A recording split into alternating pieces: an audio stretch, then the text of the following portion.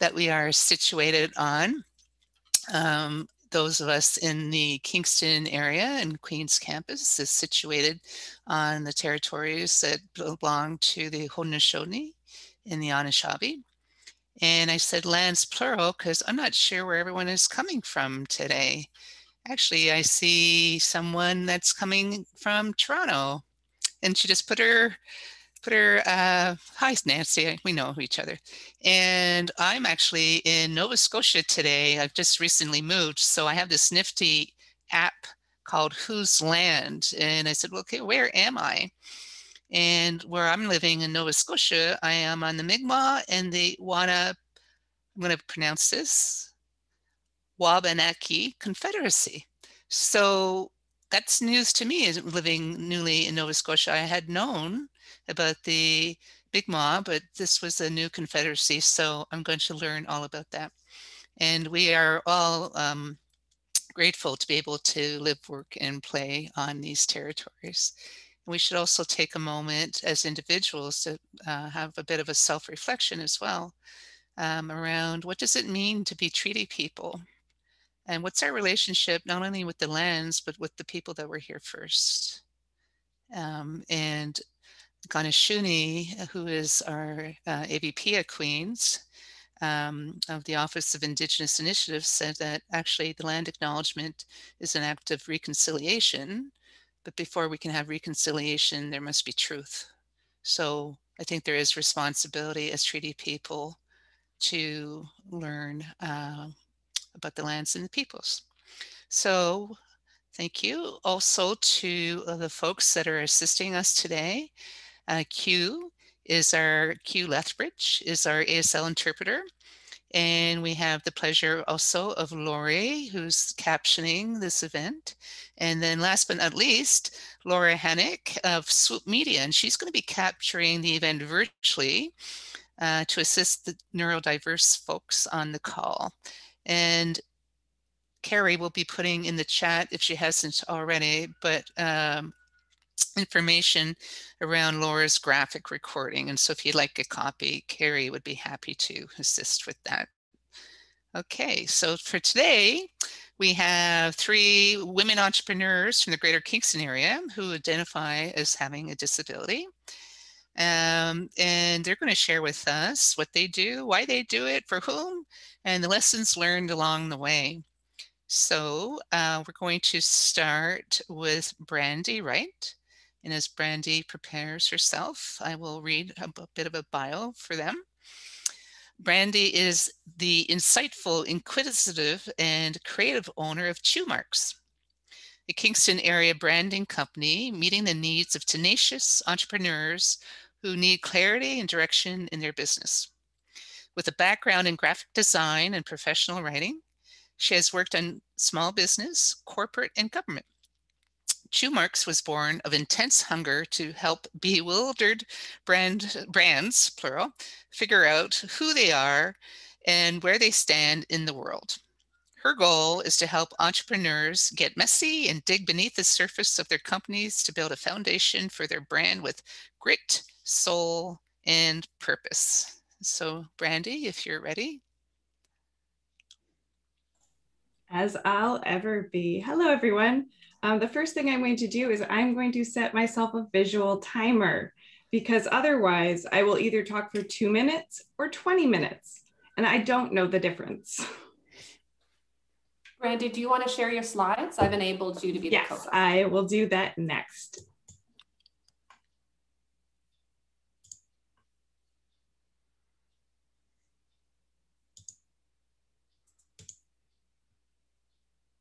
And are you seeing my slides now? Yes. Perfect. Hello, everyone. I'm Brandy Wright. I'm in Kingston, Ontario. I'm relatively new to the area. I'm a military spouse, and I arrived here approximately 2 years ago. And as mentioned, I am a brand strategist and copywriter, and my new niche down target audience is audacious oddballs and wonderful weirdos. And I'm hoping to help them build brands with bite.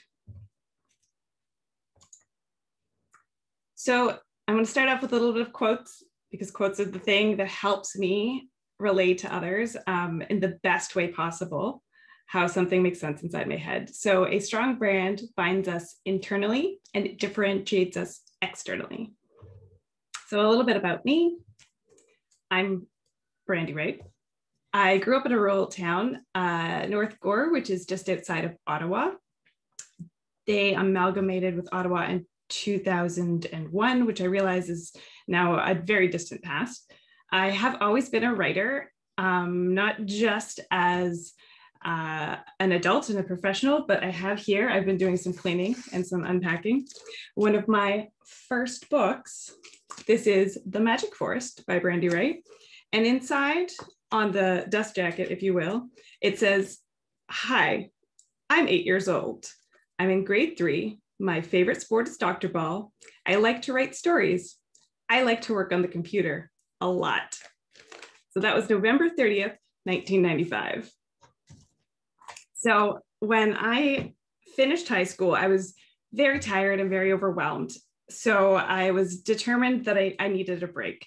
So I spent a year off trying to decide what I wanted to go to school for, applying to a lot of programs that I then decided that I was not either good enough or it wasn't just the right fit. So I lived for a year and I had to find myself a job to pay for my apartment. And at first I worked at a grocery store, but I was quite determined to get a better job. And that better job was Chapters. So I spent an entire year shelving books and getting to sniff them and hold them and finding out all of the different books that I didn't know existed. And Chapters had this policy at the time where you could take a book out, kind of like a library situation, if you kept it in pristine condition. So I got to read a lot of books I might not otherwise have. I then went on to study in a mishmash throughout the next 6 years, both writing, professional writing, sociology, and then print design. And when I was in the midst of doing all those things, I broke a promise to my childhood self, who had said I was never, ever following a man anywhere. I was going to chart my own path. I'd get married in my 30s, and I wouldn't think about anything for the next 10 years. It would be career, career, career. But at that time, I was still dating my high school sweetheart, and he had been posted to Petawawa. So I followed him to Petawawa. And when I arrived there, I spent a lot of time in and out of small businesses. And the out of small business was when I was called back by either by peers or anybody that I'd worked with before or some professors. And they said, "Hey, I have a contract. I know you don't live in insert city here, but would you be willing to come for a little while?" So half of the 8 years that my husband spent posted in Petawawa, I did not live with him. I lived in Ottawa or Montreal and kept bouncing back and forth. So after doing that for quite a while, I realized that the grass isn't always greener and that I really didn't want a corporate job or a government job. I really liked working either a short contract on a project or the freelance work that I've been doing or working with small businesses, and that the life of the lovely city and the career with the big paycheck was just not as fulfilling as I thought it would be. I was lonely when I was there, and work isn't really fun when you don't come home to somebody or have a family or friends network with you. It's just work then. So I returned to Petawawa, and I was doing some work with other small businesses, and I was finding that the things that I couldn't cross over between graphic design and writing that didn't mesh very well was missing. And then I went into research mode. And then we slowly but surely came to Chewmarks. So Chewmarks is what happens when a writer who designs and a designer who writes gets tired of the mismatched verbal and visual communication. So when things don't go together and you know it, I knew the other side and I knew I had to fix it, but I wasn't always in the position, the budget wasn't always there to fix those things. So I got frustrated and started to try and find a way. So I went hard into research mode, and then testing mode. And then I would sneak strategy into my services. When someone hired me for design, I would do some brand strategy. When someone hired me for writing, I would do a little bit of brand strategy. And I kept learning and tweaking and testing these processes to get to a better sense. So a couple months ago, I think it was, in another networking group from the Ottawa Valley, someone said, can you add a GIF of what you do in your business? So I had to think about this. So on the left is, I want to say, oh, I can't remember her name. I can't remember the name. I'm just going to flow with it. In any case, she's trying to figure out a way to get out of the situation. So they sit down and they say, okay, we're going to hole up here all night and we're just going to have a big brainstorming session. So I do that. That is the brand strategy. And then the next part, if anybody's had the pleasure of watching Mad Men, is where you just sit around drinking a lot of whiskey, smoking, and figuring out how to say the thing that you figured out in the brainstorming session. Only there's a lot more coffee, there's like next to no whiskey, and I don't smoke. But the end result is a line like nostalgia. It's delicate but potent. At least that's the goal anyway.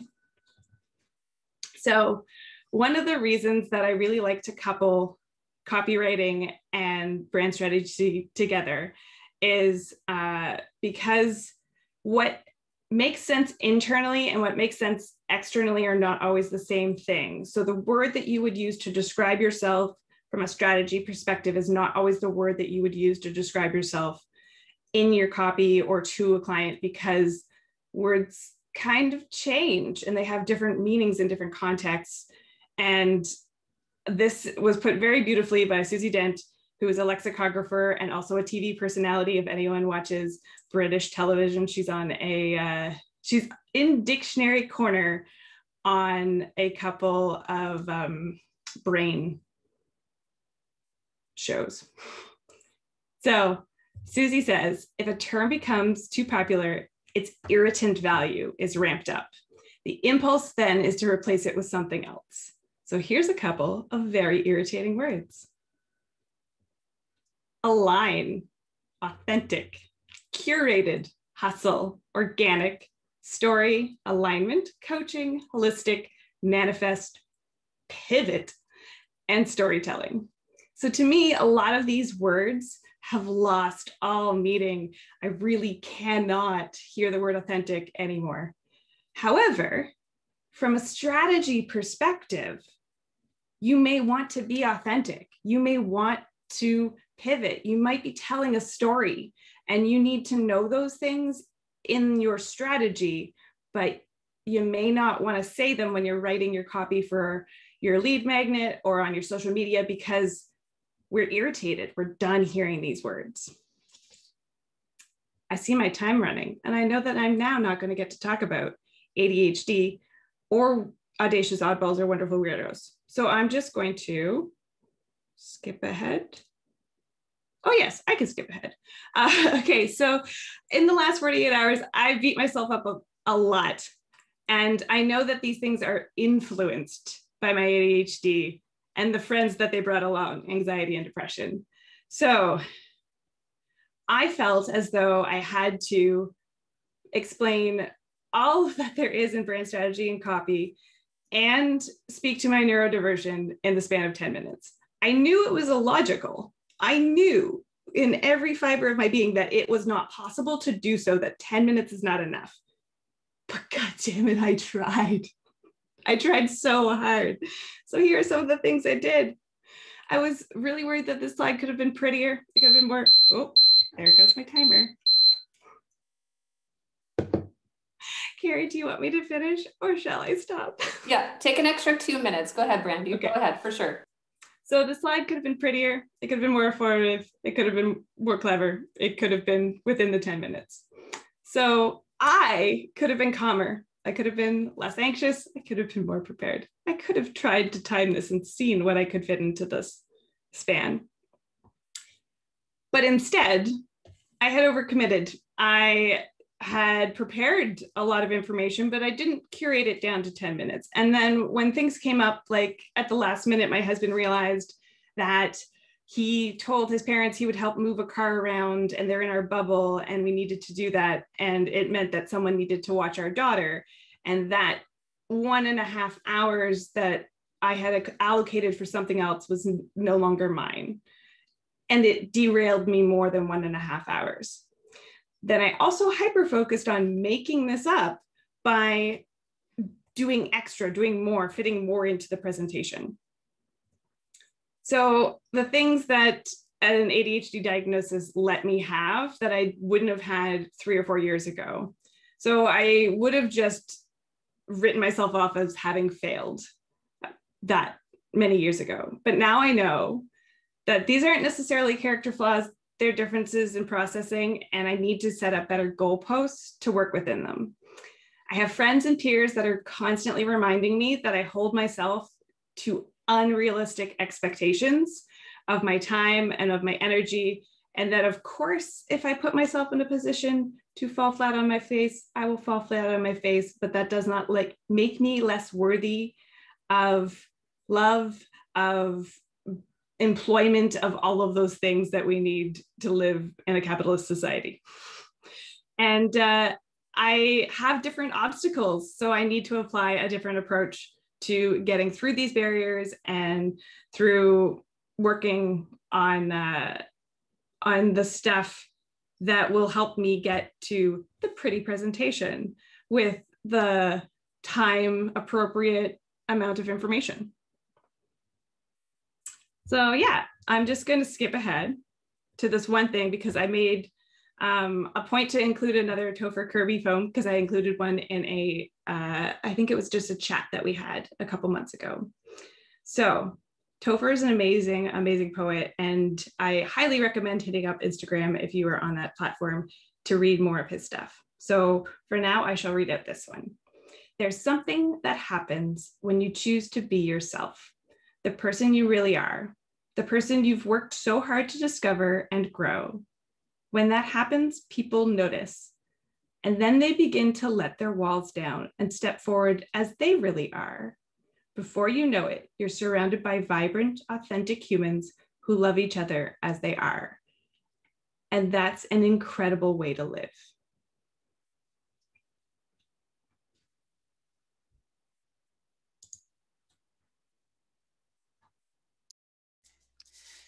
Thank you so much, Brandy. And I'm sure if there's folks interested, maybe you might want to share your slides at some point.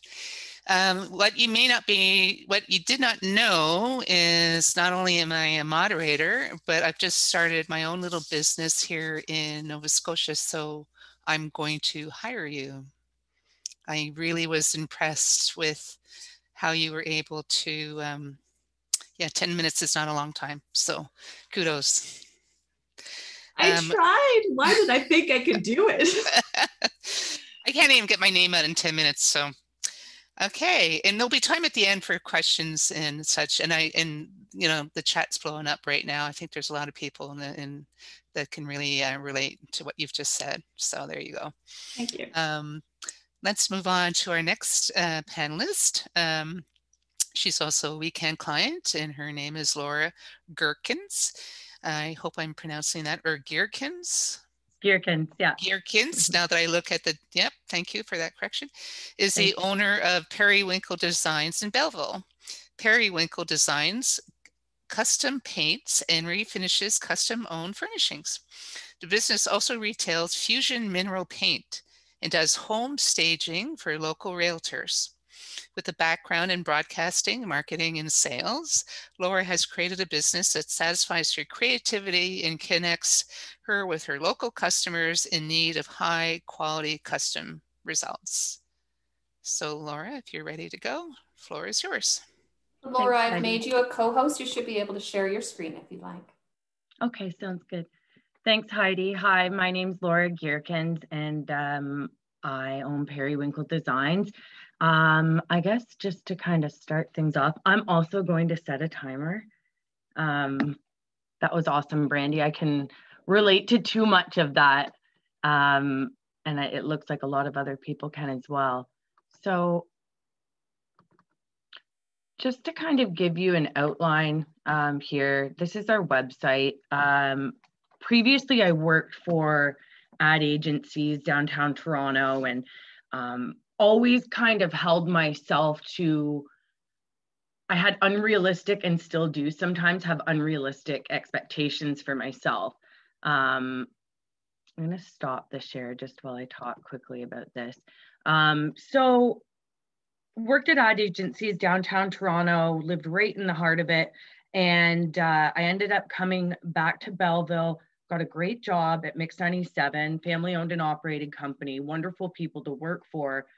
I found I was always stressed, and I loved what I did, but I was always stressed. With that came some pretty unhealthy coping mechanisms and things that just really aren't sustainable. So I also have anxiety, depression, and ADHD. And it can just, it's taken me a really long time to just be me. And it's really easy for me to kind of be my own worst enemy. But what happened when we went into the first lockdown, I had such a strict routine and schedule that I got really scared, as everybody did, right? So I went to Michael's and ordered and grabbed all of my paint sources that I had, and I just sat in my sunroom and I just like painted 30 canvases, and every day I would paint. And I didn't know what I was doing, but I knew that I was working through things. And there's a quote that goes along the lines of painting kind of finds the words that I can't say. And that really does help me. I am not a trained painter. I'm not a trained interior designer. I do marketing, I do sales, I work with people, and I like helping people solve problems. And so that led into, I bought a colonial rocking chair off Marketplace for $5. I went and bought some chalk paint and I painted it, and I took snazzy photos of it, and I made this Instagram page and I sold it on Marketplace for like, I think it was like $200. And then a light bulb went off in my head and I was like, oh, there's something here. I really enjoyed this process. I liked the steps with it. I liked the prep. Most of all, I like taking the pictures and dropping it off and giving the person a card. And I enjoyed the entire process. So then I started picking up furniture, but then I realized that people have sentiment attached to their own furniture. People have, grandma's hutch and it fits perfectly, but it just doesn't match their decor. So I started building partnerships with well-known businesses. So I reached out to our local Benjamin Moore and I said, can I use your marketing material and give this to people so that they can custom paint and they can be a part of the process and everything? And they were really supportive. And so I continued to do that. Great things started happening to me. Like I won a contest to get an ad campaign on the radio station, not the one I worked at. So there was like, no, anyways. So just all these great things started happening. I really focused on the partnerships, reaching out to clients that I had previously in the area. And it really started to help and started kind of pushing through that fear, because previously I would just kind of stand still in it and I'd be like, oh, I've got this great idea. I have so many great ideas. And then I'd talk to the person I knew would talk me out of it. And then I'd be like, yeah, they're right. It's not going to work. So by not really talking about it through COVID and just doing it, and I started pushing through things. Then I went to a local store that retailed a type of paint. And I said, how do you get into doing this? And the person was like, it costs like $10,000. Don't even, and I was like, oh, well, I'm kind of driving far to get this paint and blah, blah, blah. So I researched and I did it. And I reached out to my partnerships and the people that I've known for a long time. So Avondale Flowers was my client at the radio station. And I said, Mary, I've got this great idea. She's like, oh yeah, let's do it. You're not paying rent for 3 months. And I'm like, what? Like, what? This is not, it's very, very ironic how once you stop being your own worst enemy and anticipating not great things to happen, that life gets really awesome. So we do retail diffusion mineral paint at Avondale. It's become extremely profitable, and that coincides with the furniture refinishing and the custom painting. So then another curveball kind of came. And Brandy, I can relate so much to overcommitment, and over promising and under delivering is one of my biggest fears. I don't want to do that. So what I do is I run myself kind of down. But I'm learning, right? Setting up those goalposts, having people that support and know me, and they're like, Laura, you really need to take a day off. So over the long weekend, I took afternoons off and I went to the beach for 4 days in a row for an hour. And it was, you know, rejuvenating and helpful. And I need to keep doing that. So back to the next step is I started, I was reached out to by Sandra Fussy Hussey, and she has me do all of her realtor staging. And this lady is just been a gift into my life. There's a whole other story there, but I see we're at 7 minutes. So anyways, she's busy. She's really busy. And that keeps me busy because we have, 14 listings right now. So I've hired 2 wonderful people. And right now we have a big buffet and a hutch and everything. And it's at our shop at 250 Sydney Street in Belleville, the old Nortel building. And so it's getting worked on. And it's just been really amazing I'm actually making a great living, making more money, but I don't spend my money because my passion and my hobbies are my job. It's very, very bizarre to me because I never really believed that saying, oh, if you love what you do, you'll never work a day in your life. I was like, well, I love sales. I love sales. No, I loved getting the sale when I worked in marketing and stuff. I loved getting the sale. And then it's like, oh my goodness, I got to do more work. And then I've got to get more sales and blah, blah, blah, blah, blah. So what I've learned through COVID is that things are going to be thrown at me throughout the rest of my life. And I have to pivot. So when Sandra reached out to me to do the real estate staging, I was like, I have to do this because this is getting into interior decorating and this is helping people solve more problems. And then the furniture can kind of coincide with that. So pivoting is so important and it will come out of nowhere. Like the strangest opportunities have been presented to me, and then setting those healthy goals and always striving to improve yourself. I'm going to see where I'm at for time. I've got a minute. All right.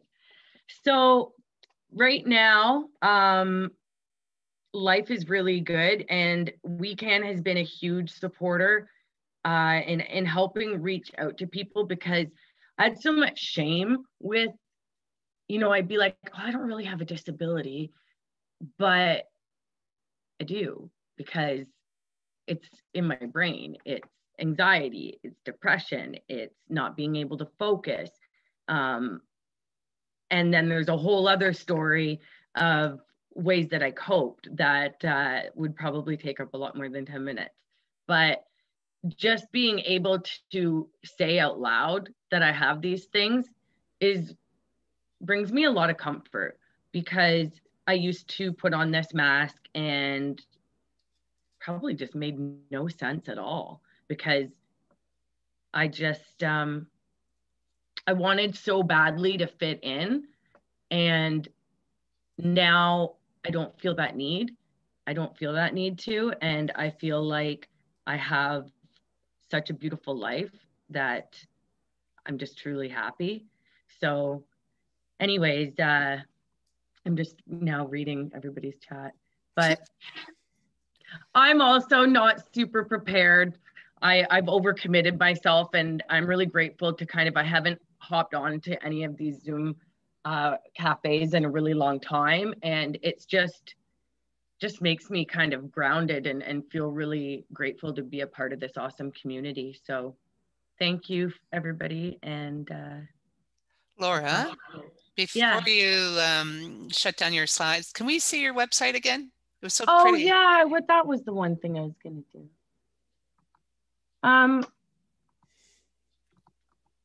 Here's the website. Jen Detler did this, Det Designs. She's great. So we're in the process of building the store. I really use Instagram a lot. So you can kind of see here, like, I didn't know what I was doing here at all. It was a cosmetic flip. We had 48 hours to transform this house, and we did it. And it sold for 175 over asking. But I don't know. I think it's the thought of doing the projects that just gets me so excited, and getting to deal with the people. Yeah. Nice. So here's some of the things that we've done. Very nice. Thank you. Thank you. Okay. And take time to read all the chats. Okay. Next, last, but again, not least, we have another weekend client, Ainsley Latour. They go by the pronouns she and her. And she, her, is a scientist, author, educator, and researcher, and the co-founder of a new Kingston-based company, IDEA-STEM. Driven by her passion for the inclusion of trainees and professionals with disabilities in STEM, and STEM stands for science, technology, engineering, and mathematics, those disciplines, Ainsley was recently inspired to found IDEA-STEM. She is currently a member of the Ontario Post-Secondary Standards Development Committee in regards to accessible education. She is a healthcare professional in genetic diagnostics, an experienced teacher of the deaf and hard of hearing, and a researcher focused on accessible workplaces for people with disabilities. Her past research focused on the experience of graduate students with disabilities in Canada, and her work has been presented at the American Academy for the Advancement of Science and other conferences as well. So Ainsley, the floor is yours. And you're on mute. I've made you the co-host, Ainsley, so if you'd like to share your slides, you should be able to now. Sure. Thank you. I will just take a second and do that. I'm so pleased to be here with everyone. Thank you so much for the opportunity. And then we can learn so much, and look forward to each time I get to engage with both the leaders in the program, but also all of the clients. So thank you so much for that opportunity. And to be here today, certainly it's been fantastic to hear from Laura and Brandy, and I will try very hard to make a considerable contribution as well. So Heidi did a wonderful introduction. There's not too much I need to say, but I think I'm going to go more with the storytelling lens, the way that Brandy and Laura have done, rather than something that's a little bit more scripted. So I will just note for anyone who's coming to this talk who maybe is doing it on their phone or doesn't have visual access to what's going on, I'm sitting in my home office. There's a whiteboard behind me. It's blank. I am a young adult with brown hair, which is fairly short, recently cut by my husband, who is blind, because it really needed to get a haircut, and you'll hear more about him in a bit. And I am a white settler here, so I'm going to talk a little bit about what that means as well throughout the presentation. So my husband is blind, and I identify as deaf and hard of hearing. and also neurodiverse, and a few other things that I will tell you about as we go through. But I was really, really inspired to co-found with my husband IDEA-STEM in response to a really significant social issue that we're all experiencing, and that is the lack of participation of people from equity deserving groups in science, technology, engineering, mathematics, and in particular, we're going to call it healthcare as well. Whether you're a patient or you're a physician or a staff member, it is very difficult to navigate the healthcare world as well as traditional sort of STEM disciplines if you do have a disability or if you're from an equity deserving group that's perhaps not disability focused. And so in response to this, my husband and I created this amazing organization. And right now, we're experiencing this pandemic, we're experiencing facilitated climate change at an unprecedented speed. And there is really a significant need for everyone to be able to engage in science and science concepts.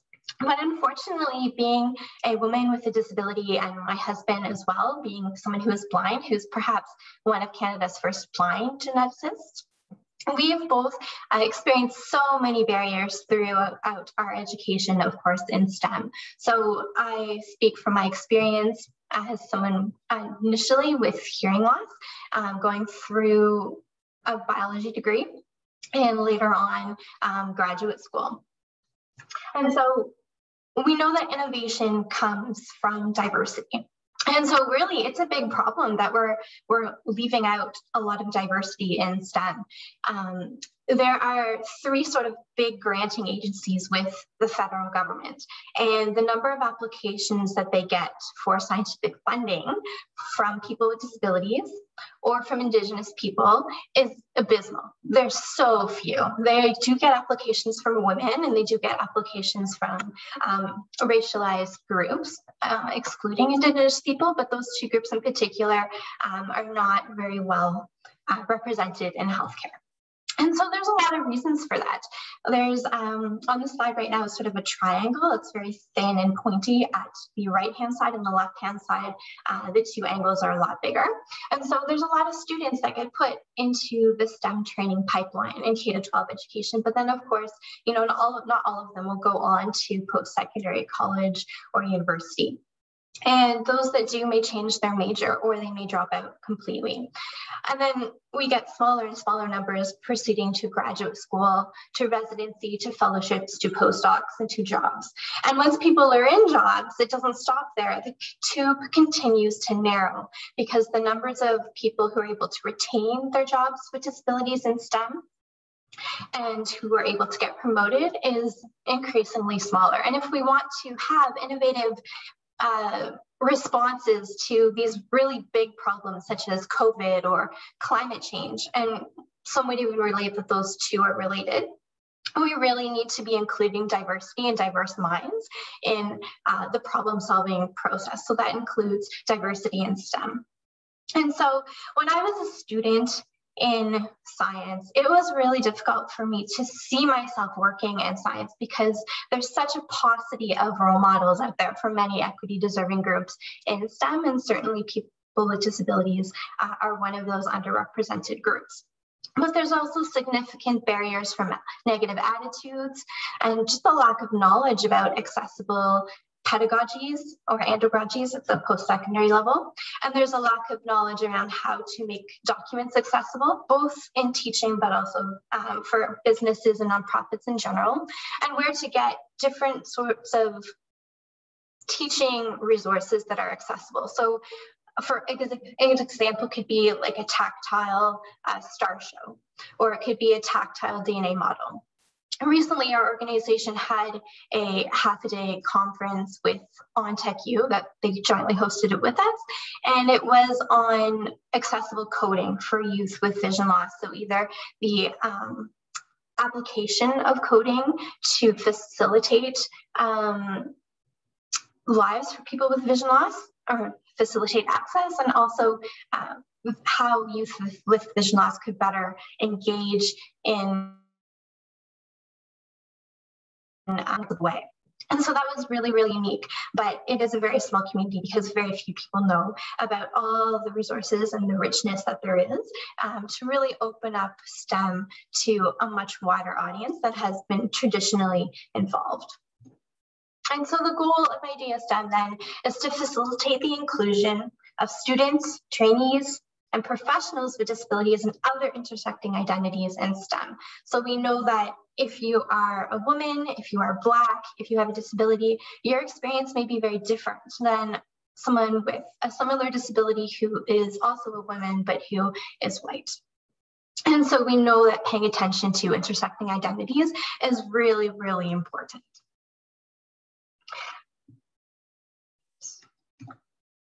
So when COVID hit, I was working at Kingston Health Sciences Center, or Kingston General Hospital specifically.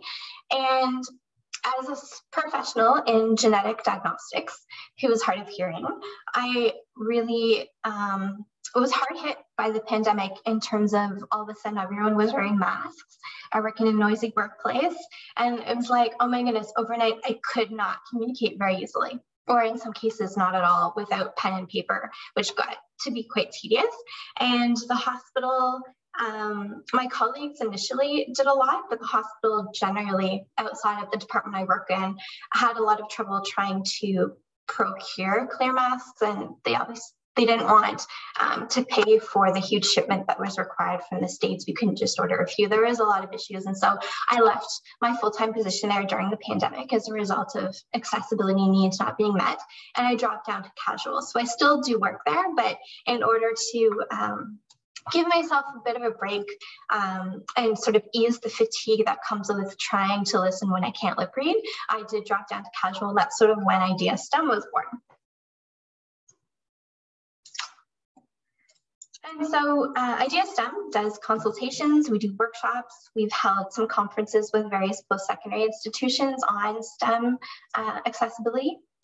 And we also hope to do research. So we're still looking for research funds, but my husband and I actually met when we were doing research on the experience of graduate students with disabilities in Canada. And we continue to do work around that piece because no one else is doing research on it. And it's really important to know what students with disabilities, what their experiences are in Canada and beyond.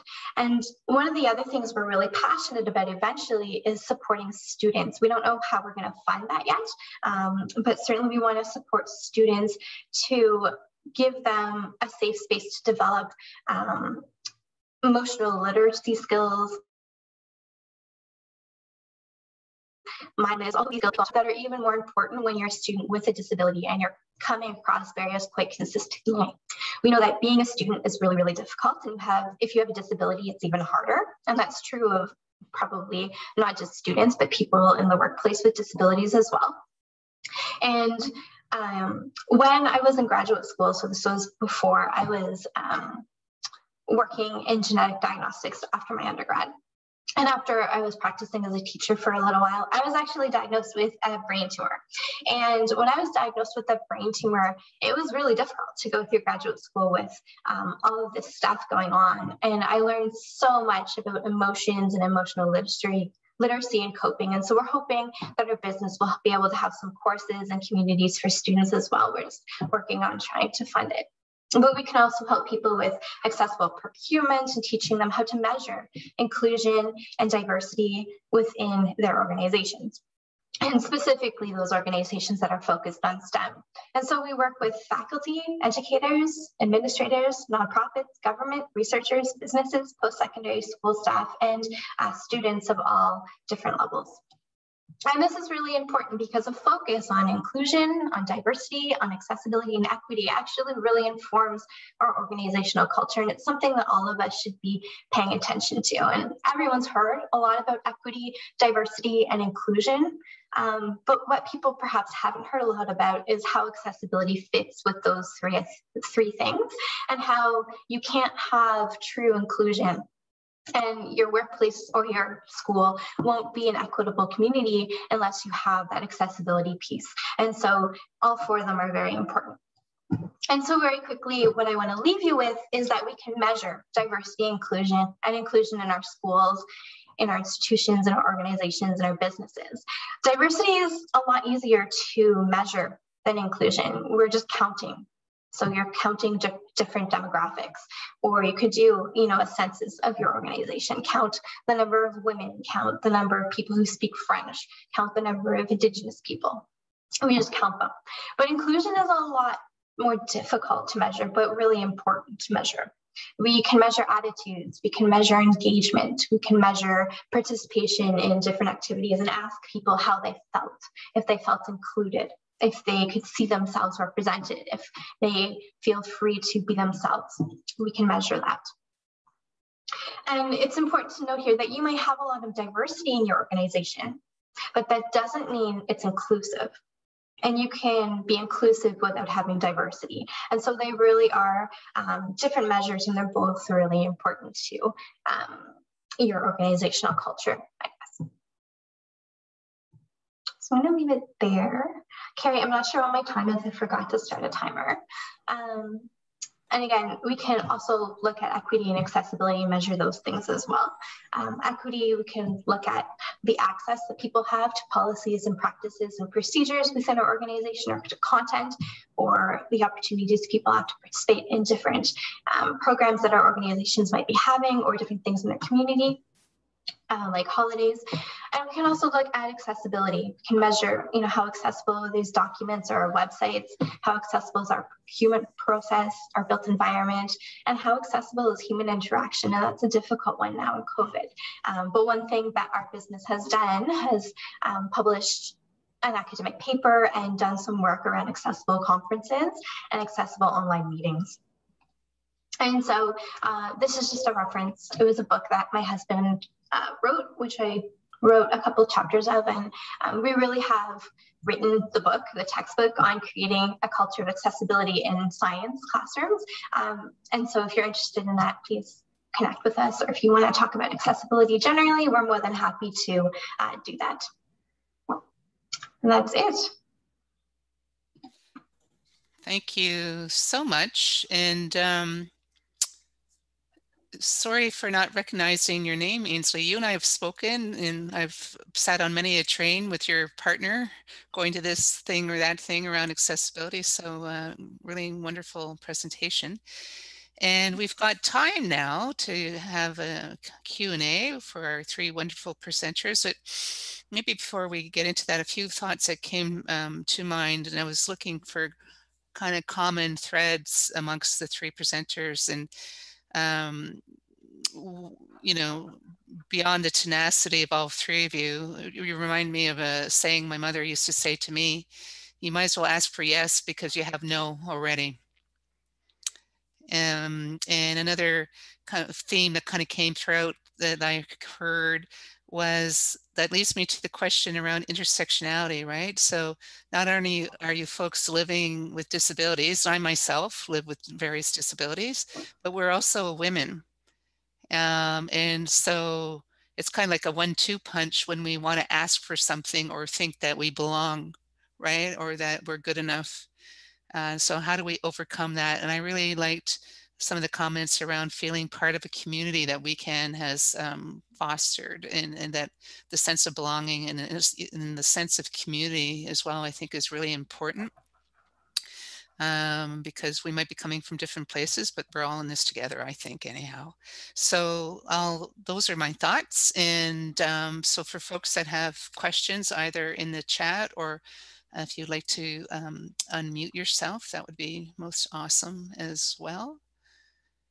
And I want to remind everyone too, at the last 5 minutes of the session, that Laura, because Laura, not Lori, but Laura, wants to show you some of the work that she's come up with around the graphic designing. So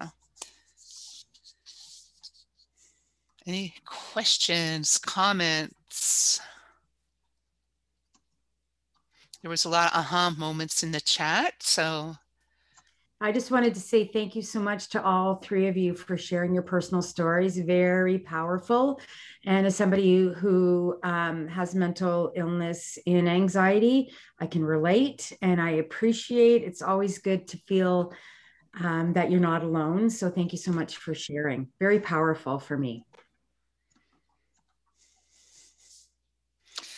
It's really important now more than ever, and we've brought up COVID, ad nauseum, and it's, but it's super important because, feelings of loneliness and feelings of, actually not being able to hug your family or your friends.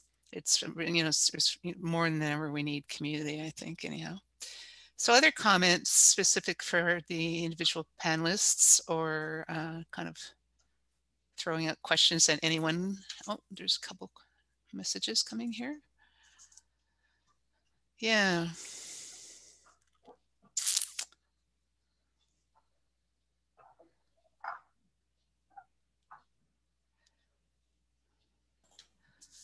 I put a note in the chat, Ainsley, about how I appreciated when you described your PowerPoint slides, because I think we all have presented, and it was just that was an aha moment for me today. And you did it so naturally, and so it was just seamless. And I think that's what accessibility and inclusion really should be, is when we don't stop the show to make an exception, but it's just a part of everything we do.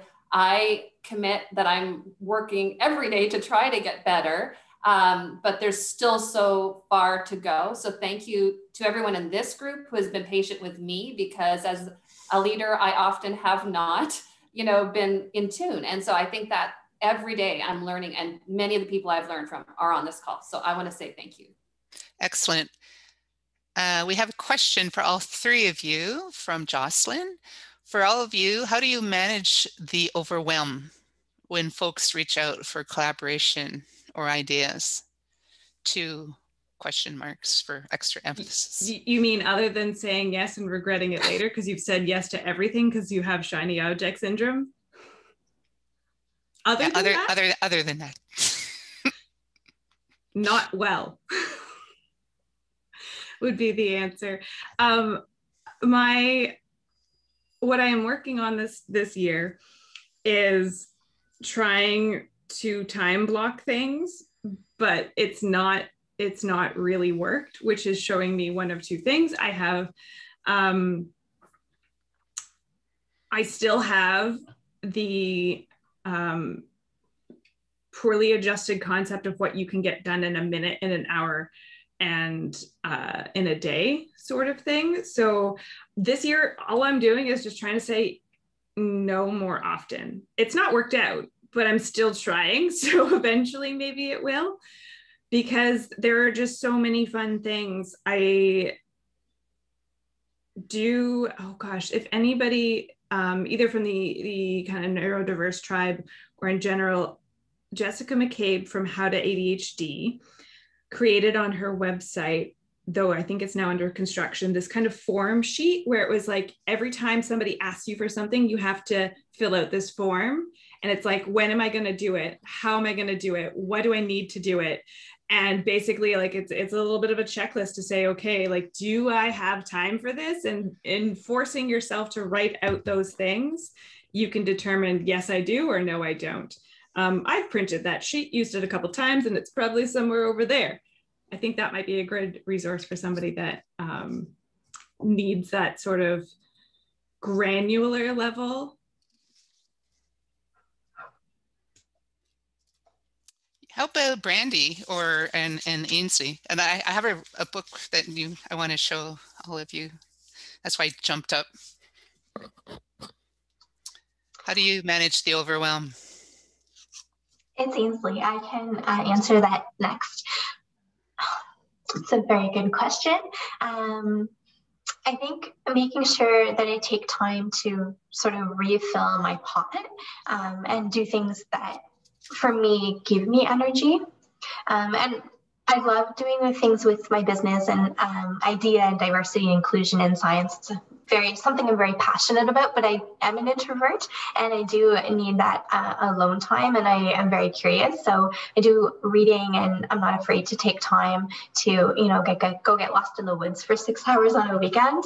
I find that really fulfilling. And then I guess being careful with my schedule and actually intentionally scheduling my days, and then getting, my husband or someone to look at my schedule and tell me whether they think it's realistic or not. And not being so hard on myself when things don't work out, because maybe if something is not happening when I had thought it would happen, it could still happen a little bit later, and just giving myself the grace to not be perfect. That's perfect. Any other thoughts, Laura?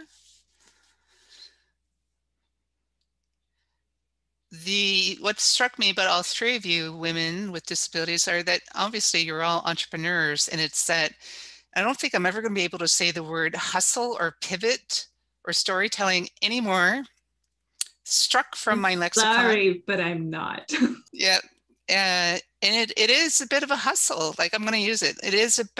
It's hard to say no when you're building something basically from nothing, right? And probably all the advocacy work you do on the side as well, right? For yourself, hopefully, and maybe other folks with disabilities.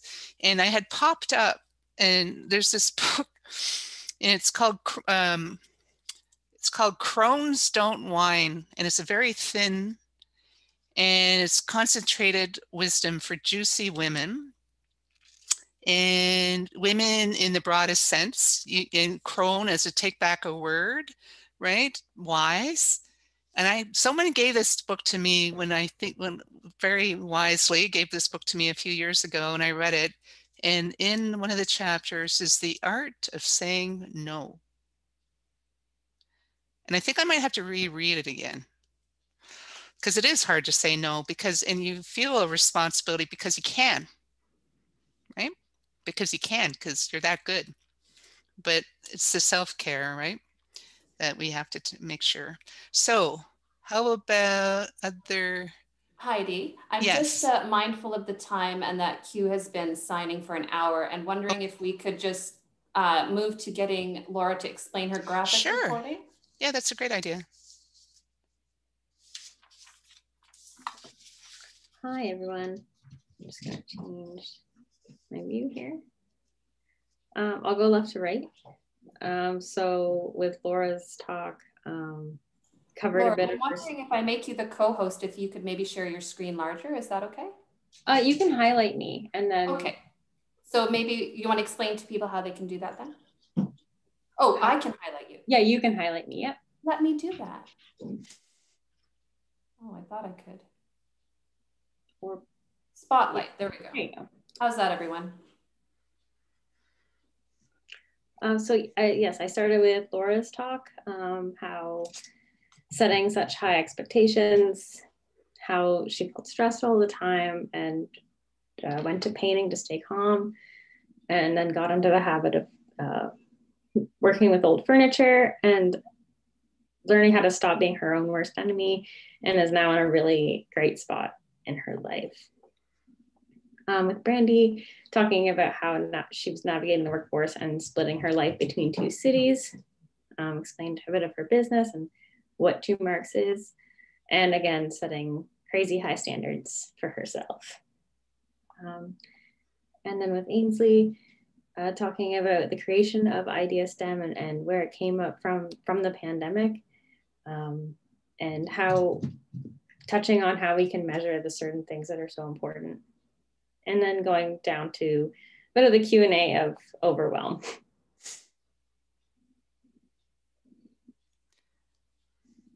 Very nice, yeah. Amazing. Thank you so much, Laura. And if anyone would like a copy of that, I'll put my email one more time into the chat. She will send me a PDF form, and I'll make sure to email that to anyone who would like to capture today's event. Over to you, Heidi. Sure. And just to confirm, we have, what time is it? I'm always getting confused because I'm in Nova Scotia now. So we have until 11:30 Eastern Standard Time, correct? No, it's 1 hour today because, and Q has been signing for an hour. So. Oh, okay, because I have it in my, oh, I'm sorry. That's why you're going like, hey, let's get to it. Okay, because I have it in my calendar as an hour and a half. My apologies. We're just going to blame the East Coast for this one today. That's all right. You're all good. It's great. You did an amazing job. Thank you. It's back to back to back and a little bit of overbooking, as Q can attest to. So with that, my deepest gratitude to everyone, right? To the excuse me, the three panelists, and to Carrie for organizing this, and for all our wonderful people like Q and Lori and Laura. Another great session, I think. Kudos. And it's, Thanks, I'm sorry, everyone. 2 minutes over. It was fantastic. Thanks, everyone. Okay. Take care all.